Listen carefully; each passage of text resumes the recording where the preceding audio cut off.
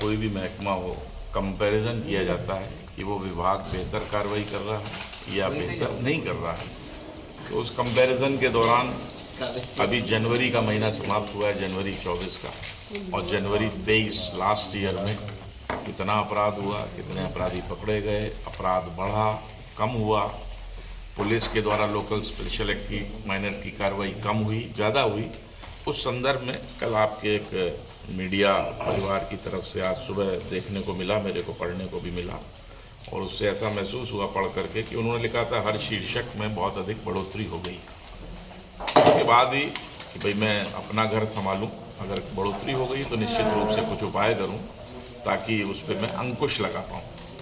तो जो आंकड़े मेरे द्वारा क्राइम ब्रांच ने प्रस्तुत किए हैं उससे जो रिफ्लेक्ट होता है वो मैं आपको निवेदन करना चाहता हूं कि माह जनवरी 24 में जनवरी 23 की अपेक्षा कुल आईपीसी भारतीय दंड संहिता के किसी भी धारा का अपराध हो, लूट, डकैती, बलात्कार, हत्या, हत्या का प्रयास, साइबर क्राइम, व्हाटएवर, कुल अपराध में 20% की कमी आई है। वर्ष 2023 जनवरी में 652 अपराध दर्ज थे और वर्ष 2023 जनवरी में 31 तारीख तक 519 प्रकरण दर्ज हैं, जो कि 20% की कमी है। हत्या के प्रयास 307, जो ज़्यादातर यहाँ चाकूबाजी होती है, हत्या के प्रयास में दर्ज करते हैं प्रकरण। जनवरी 23 में 30 प्रकरण दर्ज हुए थे, मतलब एक चाकूबाजी रोज हुई होगी जनवरी 23 में। माह जनवरी 24 में ये घट करके 7 प्रकरण रह गए और 77% की कमी आई है। डकैती का एक प्रकरण जनवरी 23 में दर्ज हुआ था, अभी इस महीने में कोई भी प्रकरण दर्ज नहीं है, तो वो 100% की कमी है। लूट के जो अक्सर चेन स्नैचिंग वगैरह की वारदातें होती हैं या कोई और मोबाइल छीनने की जो लूट की धाराओं में प्रकरण दर्ज होते हैं, उसमें 8 प्रकरण दर्ज हुए थे जनवरी 23 के महीने में। 24 में 6 प्रकरण दर्ज हुए और 25% की कमी है। बलात्कार में 71% की कमी आई है। बलात्कार के केसेस में जो जनवरी 23 में 24 प्रकरण थे और जनवरी 24 में 7 प्रकरण है।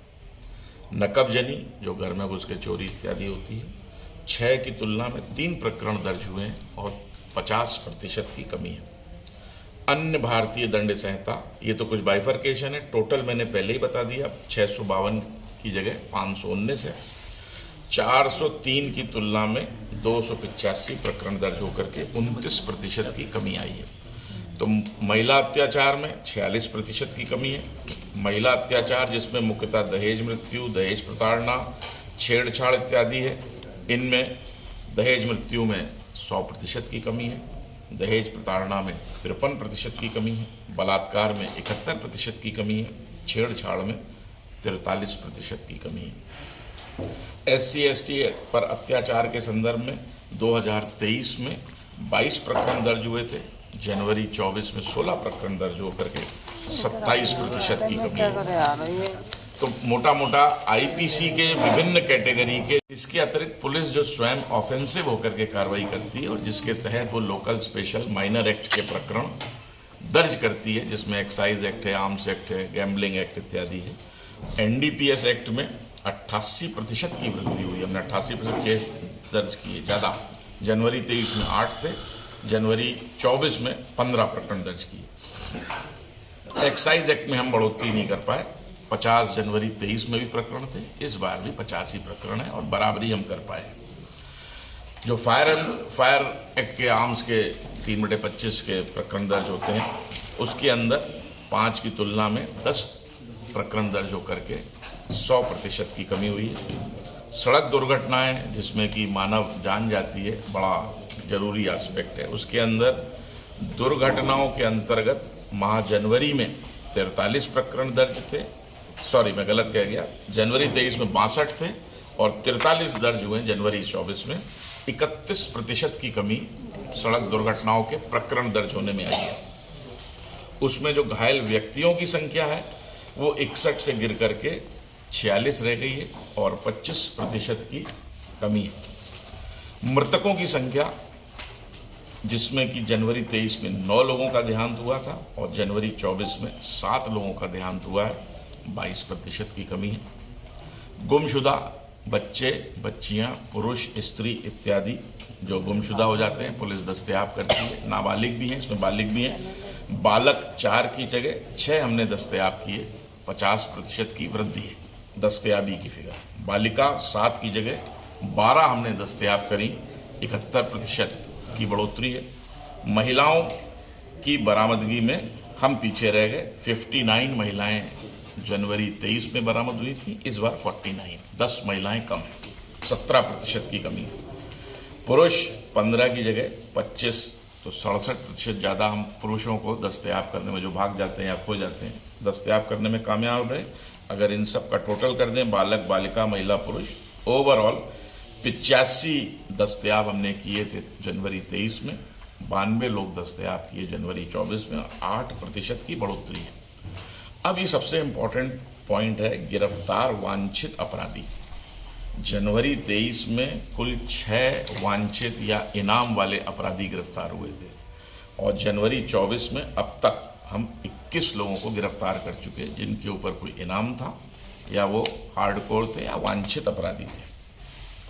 कहने का तात्पर्य इतना सा है कि नई सरकार के आते ही उन्होंने 100 दिवसीय कार्य योजना की घोषणा हुई, प्रत्येक राजस्थान सरकार के विभाग के लिए, पुलिस पर भी लागू थी। और इस आंकड़ों को देख करके लग रहा है कि जनवरी के महीने में कोटा शहर पुलिस उस 100 दिवसीय कार्य योजना में कार्रवाई करती नजर आ रही है। एक तरफ तो अपराधों की संख्या में लगातार गिरावट इसमें नजर आई है माह जनवरी के महीने में, और पुलिस की जो ऑफेंसिव कार्रवाई है धरपकड़ की, चाहे गुंडे बदमाशों को पकड़ना हो, 3/25 आर्मसेट के केस बनाने हो या कुछ भी करना हो, उसमें बढ़ोतरी नजर आ रही है।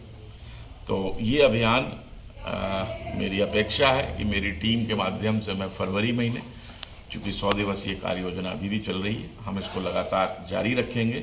आज भी 6 और 7 2 दिन का अभियान पुलिस मुख्यालय के निर्देश से अपराधियों की धरपकड़ का चल रहा है।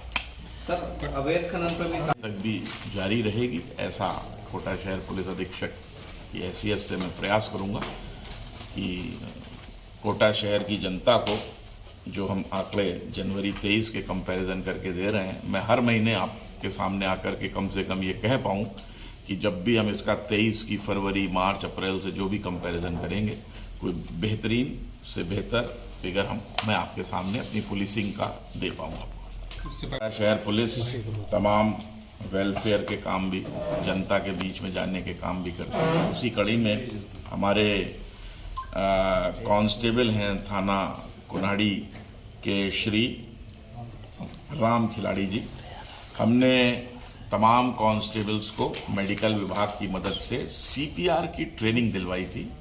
मोटे मोटे सीपीआर की ट्रेनिंग, यदि किसी को हार्ट अटैक आ रहा है या हार्ट में कोई व्यवधान आ रहा है, सांस लेने में दिक्कत हो रही है, तो वो इमरजेंसी रिस्पांस है, डॉक्टर उपलब्ध नहीं है, तो सबको आना चाहिए।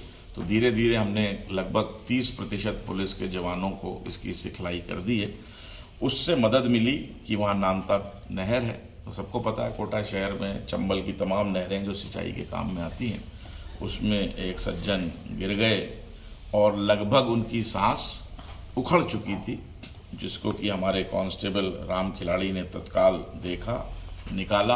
अचेत अवस्था में था तो उसकी सांसें रुक रही थी। अगर सीपीआर की टेक्निक न दी जाती तो शायद उनके बचने की संभावना नगण्य या शून्य थी, क्योंकि जब तक हॉस्पिटल ले जाते 10-15 मिनट लगता है, उतना ही बहुत।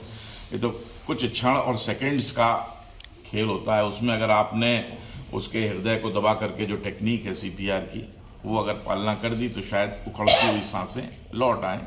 तो इसको हमारे राम खिलाड़ी ने सीपीआर दिया, जबकि कोई ट्रेन डॉक्टर, मेडिकल नर्स वो नहीं है। बड़ा सराहनीय काम इन्होंने किया, मैं तो सम्मानित करूंगा ही। साथ में मैं आईजी साहब, राज्य सरकार, पुलिस मुख्यालय से निवेदन करूंगा कि इनको एक जान से बड़ी कोई चीज नहीं, बचाने के एवज में अगर हो सके तो गैलेंट्री प्रमोशन से भी नवाजा जाए।